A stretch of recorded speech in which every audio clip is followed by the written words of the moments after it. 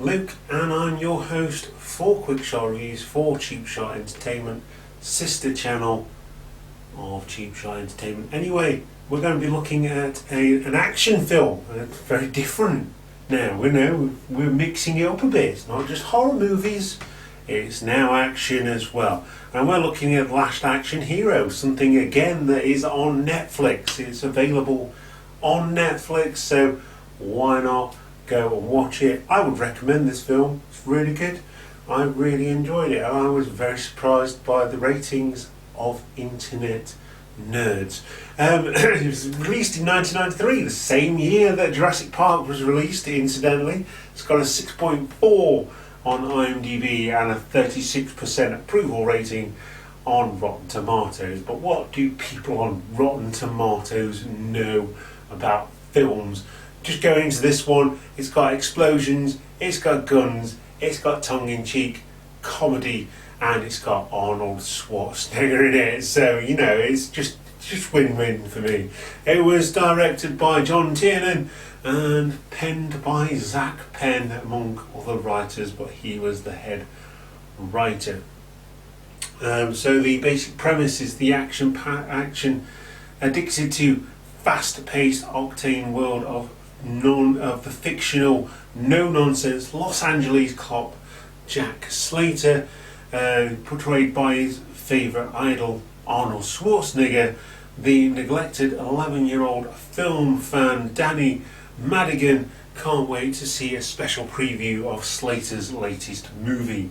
With the help of his projectionist friends Nick and Harry Houdini's magical golden ticket, young Danny will soon become part of the story, living and breathing inside a glossy celluloid world filled with high-speed car chases, magnificent explosions, surreally good-looking women, and ruthless Sicilian mobsters.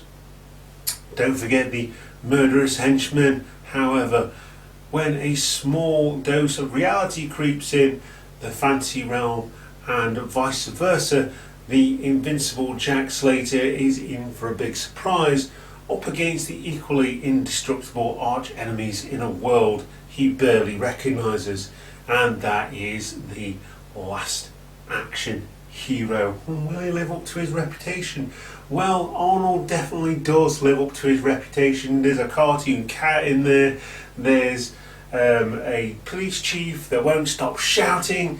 There's even black and white detectives in this police force that Jack Slater is in, and of course, buddy cop movie thing.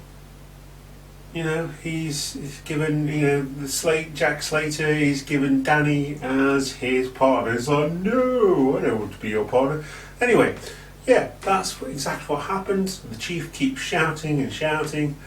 There's all sorts of weird things that I can't really explain going off, but needless to say, this is all driven by a scene out of one of the movies within the movie. It's the movie that Danny goes into with Houdini's magical golden ticket, called The Ripper. And the kayfabe thing to say here, if you're a wrestling fan, you know what kayfabe is.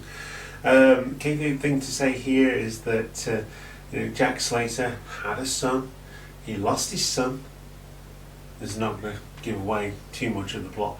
His son died at the hands of the Ripper. He wants revenge, and then he sees Danny as his son, and everything comes together, and it's really fun. So Arnold Schwarzenegger plays Jack Slater, F. Murray Abraham plays John Practice, Art Carney plays Frank, and we've got Frank McRae playing Decker, who is the police chief. Tom Noonan plays the Ripper expertly, really good arch villain here.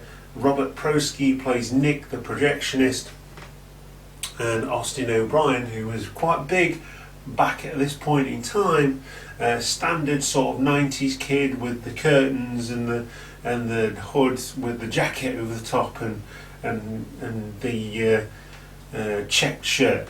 Yeah, That's pretty much what I wear now, but you know, I'm a 90s kid, so what do you say?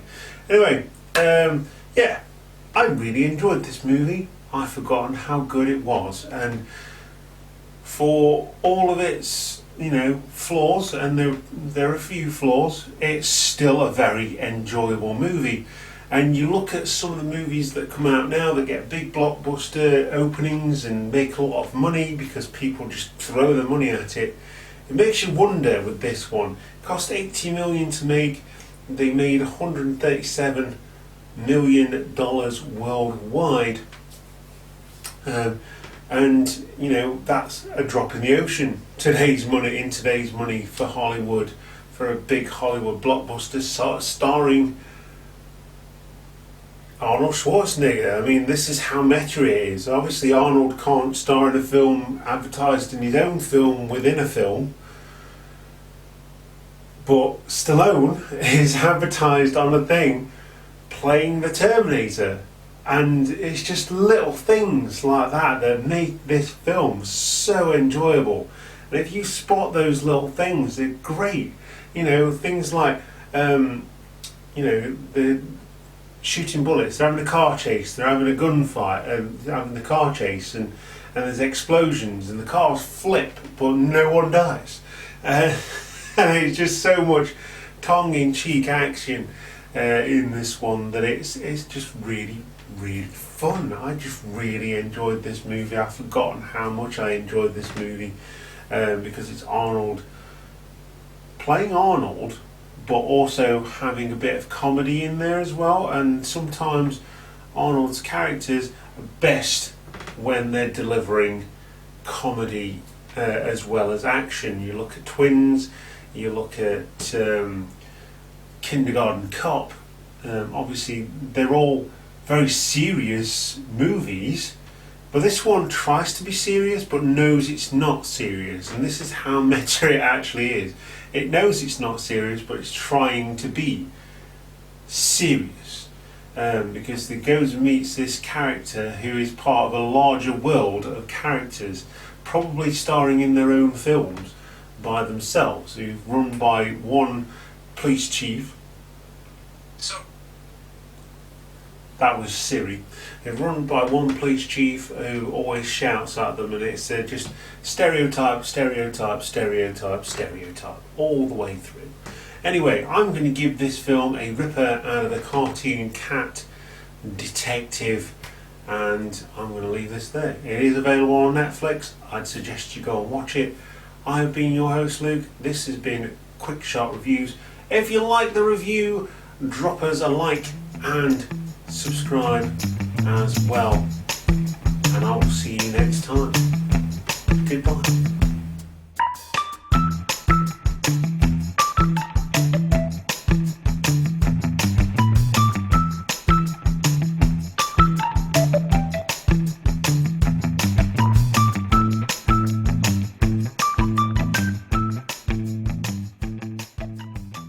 Hiya.